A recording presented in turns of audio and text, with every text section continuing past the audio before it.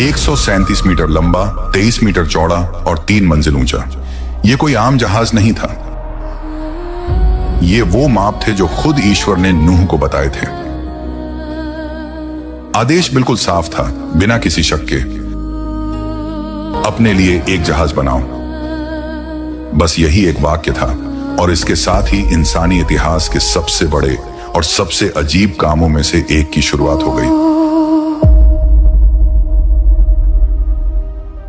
Bible हमें जहाज का साइज बताती है, लकड़ी का नाम बताती है और यह भी बताती है कि वह क्यों बनाया जा रहा था।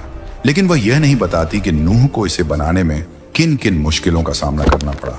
और सच्चाई यह है कि जो भी उस जमाने में लकड़ी का काम जानता होगा वह समझ सकता था यह काम आसान नहीं था, बहुत मुश्किल था। सबसे पहली बात, जगह। 137 मीटर लंबी चीज आप कहीं भी खड़ी नहीं कर सकते। उसके लिए बहुत बड़ी, मजबूत और सीधी जमीन चाहिए थी। ऐसी जगह जहां मिट्टी धंसने वाली ना हो, जहां जमीन फिसले नहीं और जहां आसपास सरो यानी साइप्रस के पेड़ हों, क्योंकि जहाज उसी लकड़ी से बनना था। अब जरा नूह को सोचिए, कोई मशीन नहीं, कोई इंजीनियर नहीं, कोई नक्शा नहीं, बस अनुभव, समझ और परमेश्वर पर भरोसा। नूह जमीन पर चलता है, मिट्टी को पैरों से दबाकर देखता है, हाथ में लेकर जांचता है, देखता है कि जमीन कितनी सख्त है, पेड़ कितनी दूरी पर है, लकड़ी यहां से वहां ले जाना मुमकिन है या नहीं। और आखिरकार बहुत सोच समझकर वह एक जगह चुनता है और यहीं से असली मेहनत शुरू होती है। बड़े बड़े पत्थर हटाने पड़ते हैं, जमीन के अंदर गहरी जड़ें होती हैं, उन्हें उखाड़ना पड़ता है, हर जगह को बराबर करना पड़ता है। यह काम देखने में भव्य नहीं था, न कोई तारीफ, न कोई तालियां, बस मिट्टी, पसीना और थकान। और फिर एक और समस्या थी जो आज के लोगों को शायद समझ में भी ना आए, नमी। उस समय बारिश नहीं होती थी। बाइबल बताती है कि जमीन से भाप उठती थी जो पूरी धरती को गीला रखती थी। मतलब मिट्टी अक्सर नम रहती थी और नम मिट्टी जल्दी कीचड़ बन जाती है, औजार उसमें धंस जाते हैं, लकड़ी गीली हो जाती है, जमीन कमजोर पड़ जाती है। इसलिए बहुत मुमकिन है कि नूह ने जमीन के चारों तरफ छोटे छोटे नाले बनाए हों ताकि पानी वहां से बह जाए और काम की जगह खराब न हो। ये पानी आसमान से नहीं गिर रहा था, ये खुद धरती से निकल रहा था। और जब नूह ये सब कर रहा था, लोग उसे देख रहे थे। कोई हंस रहा था, कोई मजाक उड़ा रहा था, कोई कह रहा था ये आदमी पागल हो गया है, इतनी बड़ी जमीन क्यों साफ कर रहा है, यहां तो कभी पानी भी नहीं आया, जहाज किस लिए। लेकिन नूह किसी को जवाब नहीं देता, क्योंकि वह लोगों के हिसाब से काम नहीं कर रहा था, वह ईश्वर के कहे मुताबिक काम कर रहा था। जब जमीन आखिरकार काफी मजबूत और सूखी हो गई, तब अगला बड़ा काम शुरू हुआ, लकड़ी जमा करना। परमेश्वर ने साफ कहा था, जहाज सरों की लकड़ी से बनाना। सरों के पेड़ छोटे नहीं होते, वे बहुत बड़े, भारी और मजबूत होते हैं। ऐसे पेड़ काटना आज भी आसान नहीं होता, और उस जमाने में तो और भी मुश्किल था। एक दो पेड़ नहीं, सैकड़ों पेड़, हर दिन वही काम, कुल्हाड़ी उठाओ, वार करो, फिर वार, फिर वार। कई घंटों के बाद जाकर एक पेड़ गिरता, जंगल में उसकी आवाज गूंजती, लेकिन पेड़ गिरने से काम खत्म नहीं होता था। अब सवाल था, इतने बड़े तनों को वहां तक कैसे पहुंचाया जाए जहां जहाज बन रहा था। न पहिए थे, न ट्रक, न मशीनें। तो उन्होंने वही तरीका अपनाया जो पुराने जमाने के लोग जानते थे, लकड़ी के गोल लट्ठे। बड़े तने के नीचे छोटे लट्ठे रखे जाते, रस्सियों से खींचा जाता, धीरे धीरे थोड़ा थोड़ा करके लकड़ी आगे बढ़ती। जैसे ही तना आगे जाता, पीछे के लट्ठे उठाकर आगे रख दिए जाते। ये काम बहुत धीरे होता था, थकाने वाला था और कभी कभी खतरनाक भी। लेकिन हर लकड़ी जो वहां पहुंचती, नूह के लिए एक बात की याद दिलाती, मैं जो कर रहा हूं वह बेकार नहीं है। आसपास के लोग यह सब देखते थे। इतनी बड़ी बड़ी लकड़ियां एक अजीब सी खाली जमीन की तरफ जा रही थीं। लोग और ज्यादा मजाक उड़ाने लगे, लेकिन नूह रुका नहीं, क्योंकि जो आदमी परमेश्वर की बात सुन लेता है वह दुनिया की हंसी से नहीं डरता। धीरे धीरे लकड़ी इकट्ठा होने लगी। अब वह समय आ गया था जब सिर्फ काटना और ढोना ही नहीं, बल्कि कुछ खड़ा करने का वक्त था। ऐसी चीज जो पहले कभी किसी ने नहीं बनाई थी, ऐसी चीज जो आने वाले समय में सिर्फ एक जहाज नहीं बल्कि जिंदगी की आखिरी उम्मीद बनने वाली थी।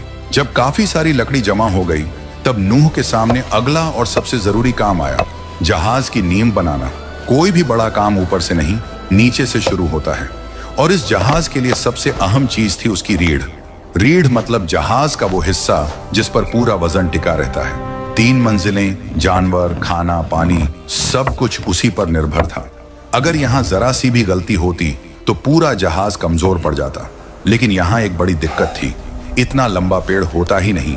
137 मीटर लंबी लकड़ी किसी एक पेड़ से मिल ही नहीं सकती थी। इसका मतलब साफ था, कई बड़े बड़े तनों को आपस में जोड़कर एक सीधी और मजबूत रीढ़ बनानी होगी। यह काम ताकत से ज्यादा समझदारी का था। नूह और उसके बेटों ने लकड़ियों को इस तरह काटा कि वे एक दूसरे में फिट हो जाएं। पुराने जमाने के कारीगर यह तरीका जानते थे। लकड़ी में खास कट लगाए जाते थे ताकि दो टुकड़े जुड़कर एक मजबूत हिस्सा बन जाए। फिर उन जोड़ों को और मजबूत करने के लिए कड़ी लकड़ी के खूंटे ठोंके जाते थे। जब सब कुछ ठीक से फिट हो जाता तो वो जोड़ ऐसे हो जाते जैसे एक ही लकड़ी हो। धीरे धीरे जहाज की रीढ़ जमीन पर आकार लेने लगी। अब पहली बार नूह को साफ दिखने लगा कि वह क्या बना रहा है। इसके बाद आया अगला बड़ा कदम, ढांचा खड़ा करना। ढांचे को आप जहाज की हड्डियां समझ सकते हैं। ये वो मुड़ी हुई लकड़ियां थीं जो जहाज को उसका आकार देती थीं। इन्हीं से तय होता था कि जहाज पानी में कैसे टिकेगा। हर लकड़ी को सही जगह, सही कोण पर लगाना बहुत जरूरी था। अगर एक भी लकड़ी ज्यादा झुक जाती तो पूरा संतुलन बिगड़ सकता था। इसलिए काम बहुत ध्यान से किया गया। रस्सियों को सीधी लाइन की तरह खींचा जाता, पत्थरों को लटका कर देखा जाता कि लकड़ी सीधी है या नहीं। हर बीम को बार बार झांचा जाता। कल्पना कीजिए उस मंजर को, भारी भरकम लकड़ियां, मोटी रस्सियां और कुछ लोग अपनी पूरी ताकत लगाते हुए। धीरे धीरे जमीन पर एक अजीब सा ढांचा खड़ा होने लगा। लोग दूर से देखने आते थे। अब यह सिर्फ लकड़ी नहीं रही थी, यह साफ दिख रहा था कि कुछ बहुत बड़ा बनने वाला है। लेकिन नूह जानता था ढांचा बन जाना काफी नहीं है। अब सबसे जरूरी काम बचा था, पानी से बचाव। परमेश्वर ने साफ कहा था, जहाज को अंदर और बाहर दोनों तरफ राल से ढक देना। राल मिट्टी से निकलने वाला गाढ़ा पदार्थ होता है। उसे गर्म किया जाता, फिर लकड़ी पर लगाया जाता। ठंडा होने पर वह पत्थर जैसी सख्त हो जाती थी और पानी अंदर नहीं जाने देती थी। लेकिन यह काम बहुत मेहनत वाला था। हर जोड़, हर दरार, हर कोना, अगर कहीं से भी पानी घुस गया तो महीनों की मेहनत बेकार हो सकती थी। इसीलिए नूह और उसके बेटे दिन रात यही काम करते रहे। पहले बाहर राल लगाई जाती, फिर अंदर। एक परत सूखती, तब दूसरी लगती। कई दिन, शायद कई हफ्ते इसी काम में निकल गए। आखिरकार वह दिन आया जब पूरा जहाज अच्छे से सील हो चुका था। अब वह सिर्फ लकड़ी का ढांचा नहीं था, वह एक ऐसा सुरक्षित ठिकाना बन चुका था जो आने वाली सबसे बड़ी आफत को झेल सकता था। अब बाहर का काम लगभग पूरा था, लेकिन अंदर की दुनिया अभी बननी बाकी थी। परमेश्वर ने कहा था, जहाज के अंदर अलग अलग हिस्से बनाना। मतलब यह कोई खुली जगह नहीं होनी थी। अंदर छोटे छोटे कमरे, अलग अलग हिस्से होने थे। 3 मंजिलें, हर मंजिल पर अलग व्यवस्था। यह सिर्फ आराम के लिए नहीं था, बल्कि जिंदगी बचाने के लिए था। अगर सब जानवर खुले में होते तो कोई किसी पर हमला कर देता, कोई घायल हो जाता, बीमारी फैल जाती। इसीलिए अंदर भी लकड़ी की दीवारें बनाई गईं, मजबूत, लेकिन इतनी नहीं कि जहाज पर ज्यादा वजन पड़े। अब जहाज बाहर से भी तैयार था और अंदर से भी धीरे धीरे आकार ले रहा था। और कहानी अब उस मोड़ पर पहुंच रही थी जहां सिर्फ लकड़ी और मेहनत नहीं, बल्कि ईश्वर की शक्ति साफ दिखाई देने वाली थी। अब जहाज बाहर से मजबूत हो चुका था और अंदर की दीवारें भी बन चुकी थीं। लेकिन नूह जानता था कि असली मुश्किल अभी बाकी है, क्योंकि जहाज सिर्फ लकड़ी का ढांचा नहीं था, उसे जिंदा प्राणियों का घर बनना था। परमेश्वर ने साफ कहा था, जहाज के अंदर अलग अलग हिस्से बनाओ। मतलब ये कोई खुला हॉल नहीं था। अंदर छोटे छोटे हिस्से होने थे ताकि हर जानवर अपनी जगह पर रहे।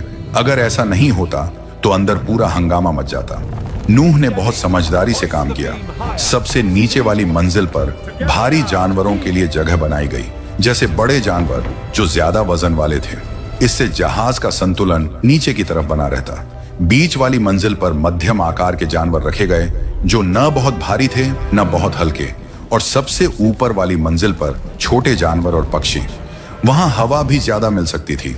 यह सब किसी किताब में लिखा नहीं है, लेकिन यह एकदम तर्क संगत है। इतना बड़ा जहाज बिना योजना के नहीं चल सकता था। हर हिस्से के बीच लकड़ी की दीवारें थीं। ये दीवारें इतनी मजबूत थीं कि जानवर बाहर ना निकल सकें, लेकिन इतनी भारी भी नहीं कि जहाज पर ज्यादा वजन पड़े। फिर आया एक और जरूरी सवाल, हवा का रास्ता। इतने सारे जानवर, बंद जहाज, महीनों तक। अगर हवा का सही इंतजाम न होता तो अंदर रहना नामुमकिन हो जाता। बाइबल बताती है कि ऊपर की तरफ एक लंबी सी खिड़की बनाई गई थी जो छत के नीचे थी। इससे ताजी हवा अंदर आ सकती थी लेकिन बारिश का पानी नहीं।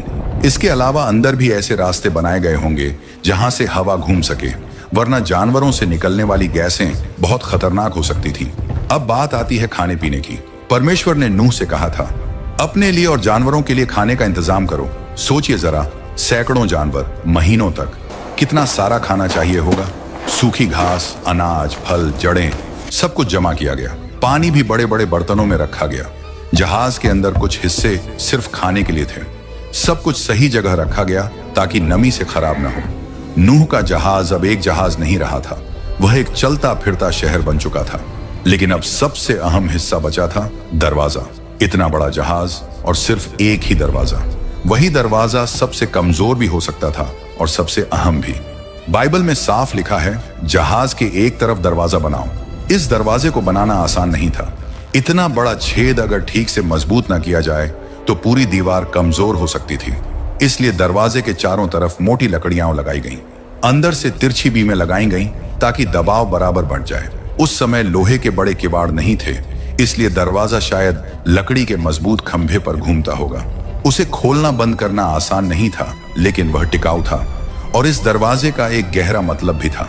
नूह ने दरवाजा बनाया, लेकिन बाइबल कहती है दरवाजा प्रभु ने बंद किया। मतलब इंसान मेहनत करता है, लेकिन आखिरी सुरक्षा परमेश्वर के हाथ में होती है। दरवाजा बंद होने से पहले नूह ने पूरा जहाज एक बार फिर देखा। कहीं से पानी रिस तो नहीं रहा, कोई जोड़ ढीला तो नहीं, खाना ठीक से रखा है या नहीं। इतने बड़े लकड़ी के ढांचे में आवाजें आती हैं, कहीं चरमराहट, कहीं दबाव। नूह समझ सकता था कि सब ठीक है या नहीं। और फिर कुछ ऐसा हुआ जो किसी इंसान ने कभी नहीं देखा था। जानवर खुद चलकर आने लगे। नूह ने उन्हें पकड़कर नहीं लाया, उन्हें भगाकर नहीं लाया, वे खुद आए। जंगल से जोड़े में निकलते जानवर, पक्षी उड़कर आकर बैठते, रेंगने वाले जीव सीधी दिशा में चलते। कोई लड़ाई नहीं, कोई डर नहीं, कोई अफरा तफरी नहीं। शिकारी और शिकार एक साथ चल रहे थे, जैसे कोई अदृश्य ताकत उन्हें रास्ता दिखा रही हो। यह साफ संकेत था कि यह सिर्फ इंसानी काम नहीं था, यह परमेश्वर की योजना थी। एक एक करके सब जानवर अंदर गए, अपनी अपनी जगह पर, जैसे उन्हें पहले से पता हो कि कहां जाना है। आखिर में नूह गया, उसकी पत्नी, उसके 3 बेटे और उनकी पत्नियां, कुल 8 लोग। और फिर दरवाजा बंद हो गया। लेकिन उसे बंद इंसान ने नहीं किया, परमेश्वर ने किया। अब बाहर की दुनिया और अंदर की दुनिया अलग हो चुकी थी। अंदर इंतजार, बाहर कुछ ऐसा जो इतिहास में कभी नहीं हुआ था। दरवाजा बंद हो चुका था, और यह कोई आम दरवाजा नहीं था। यह वही दरवाजा था जिसे नूह ने बनाया था, लेकिन बंद खुद परमेश्वर ने किया था। जहाज के अंदर एक अलग ही माहौल था। बाहर की दुनिया अभी भी वैसी ही लग रही थी जैसी हमेशा रहती थी। लोग अपने काम में लगे होंगे, शायद कुछ अब भी हंस रहे होंगे, शायद कुछ सोच रहे होंगे कि नूह सही तो नहीं था, लेकिन अंदर सब कुछ तैयार था। जानवर अपनी अपनी जगह पर थे, खाना जमा था, जहाज मजबूत था, और नूह का परिवार चुपचाप इंतजार कर रहा था। फिर अचानक सब कुछ बदल गया। बाइबल बताती है कि नूह की जिंदगी के 600वें साल में कुछ ऐसा हुआ जो दुनिया ने पहले कभी नहीं देखा था। धरती के अंदर से पानी फूट पड़ा। यह सिर्फ ऊपर से गिरने वाला पानी नहीं था, जमीन के नीचे से जोरदार दबाव के साथ पानी बाहर आने लगा। जमीन हिलने लगी, जैसे धरती खुद टूट रही हो। नूह और उसका परिवार जहाज के अंदर ये सब महसूस कर रहे थे। जहाज हिल रहा था, लकड़ी चरमरा रही थी, नीचे से जमीन के हिलने की आवाजें आ रही थीं। और फिर आसमान खुल गया। यह इतिहास की पहली बारिश थी, और यह कोई हल्की फुहार नहीं थी। भारी भारी बूंदें लकड़ी पर जोर से गिरने लगी। आवाज इतनी तेज थी कि बात करना मुश्किल हो गया। गरज, बिजली, अंधेरा, सब कुछ एक साथ। जो लोग बाहर थे उन्होंने ऐसा कभी नहीं देखा था। पानी ऊपर से गिर रहा था, नीचे से भी उठ रहा था। पानी बढ़ता गया, धीरे धीरे, फिर तेजी से। जहाज जो सालों से जमीन पर खड़ा था, अब पहली बार हिलने लगा। फिर एक पल आया जब वह जमीन से उठ गया। जहाज तैरने लगा। नूह और उसके परिवार के लिए यह डरावना भी था और अद्भुत भी। लकड़ी हिल रही थी, फर्श कांप रहा था, जहाज पानी पर झूल रहा था। वही जहाज जिसे लोग मजाक समझते थे, अब जिंदगी बचाने वाला था। जहाज के अंदर अब एक नई दिनचर्या शुरू हो गई। हर दिन जानवरों को खाना देना, पानी देना, उनके हिस्सों को साफ करना। यह आसान काम नहीं था। जानवरों की आवाजें, उनकी गंध, थकान, सब कुछ सहना पड़ता था। लेकिन नूह और उसका परिवार जानते थे कि यही उनकी जिम्मेदारी है। बाहर क्या हो रहा था वे देख नहीं सकते थे, लेकिन वे महसूस कर सकते थे। पानी लगातार बढ़ रहा था। जहाज ऊपर उठता जा रहा था, कभी दाएं झुकता कभी बाएं। बाइबल कहती है कि पानी इतना बढ़ गया कि पहाड़ तक डूब गए। पुरानी दुनिया, शहर, पेड़, मैदान सब खत्म हो गया। अंदर जहाज में एक अजीब सा सन्नाटा था। बाहर पूरी दुनिया मर रही थी, अंदर जिंदगी बची हुई थी। बारिश 40 दिन और 40 रात तक होती रही, लेकिन कहानी यहीं खत्म नहीं होती। बारिश रुक गई, लेकिन पानी फिर भी कम नहीं हुआ। 150 दिन तक पानी धरती पर छाया रहा। जहाज बहता रहा, कहीं कोई दिशा नहीं, कोई पतवार नहीं, कोई नियंत्रण नहीं। लेकिन नूह जानता था यह जहाज इंसानों के हाथ में नहीं, परमेश्वर के हाथ में है। हर दिन वही काम, हर दिन वही इंतजार। और फिर बहुत लंबे समय के बाद बाइबल में एक बहुत खूबसूरत लाइन आती है, और परमेश्वर ने नूह को याद किया। मतलब परमेश्वर ने नूह को छोड़ा नहीं था। सब कुछ योजना के मुताबिक था। एक हवा चली, पानी धीरे धीरे कम होने लगा। दिन बीतते गए, महीने बीतते गए, और फिर एक दिन जहाज रुका। वह किसी चीज से टकराया नहीं, वह धीरे से टिक गया।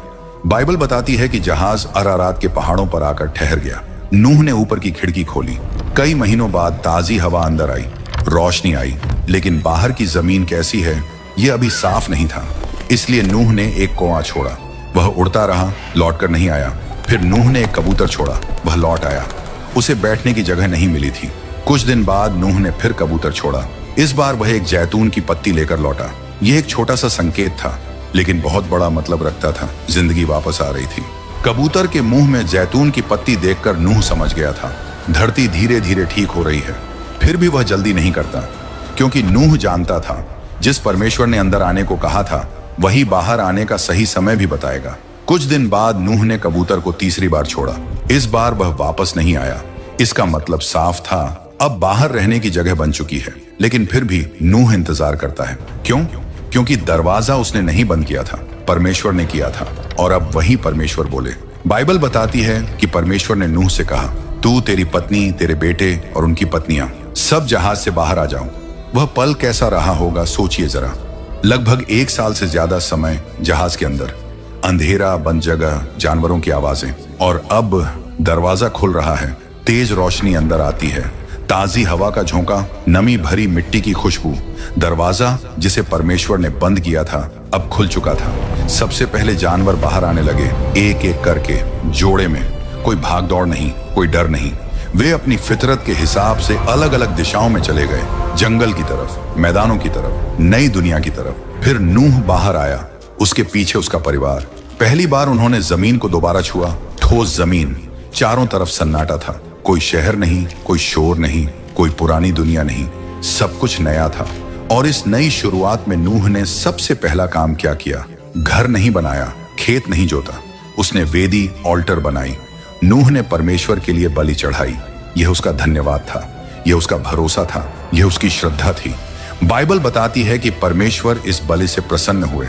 और फिर परमेश्वर ने एक बहुत बड़ा वादा किया, मैं फिर कभी पूरी धरती को पानी से नष्ट नहीं करूंगा। यह सिर्फ नूह से नहीं कहा गया था, यह वादा पूरी मानवता के लिए था।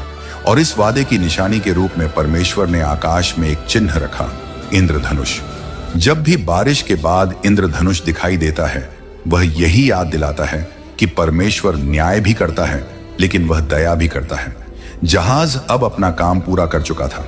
वह सिर्फ लकड़ी का ढांचा नहीं था, वह विश्वास की मिसाल था, वह आज्ञा मानने की कहानी था, वह बचाव का साधन था। उस एक जहाज से नई मानवता की शुरुआत हुई।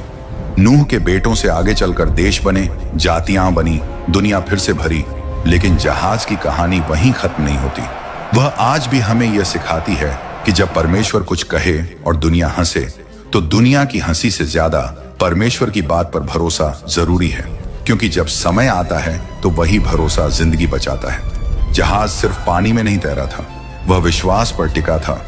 और यही वजह है कि हजारों साल बाद भी नूह और उसका जहाज आज भी याद किया जाता है। क्योंकि जिसने परमेश्वर की सुनी वही बचा।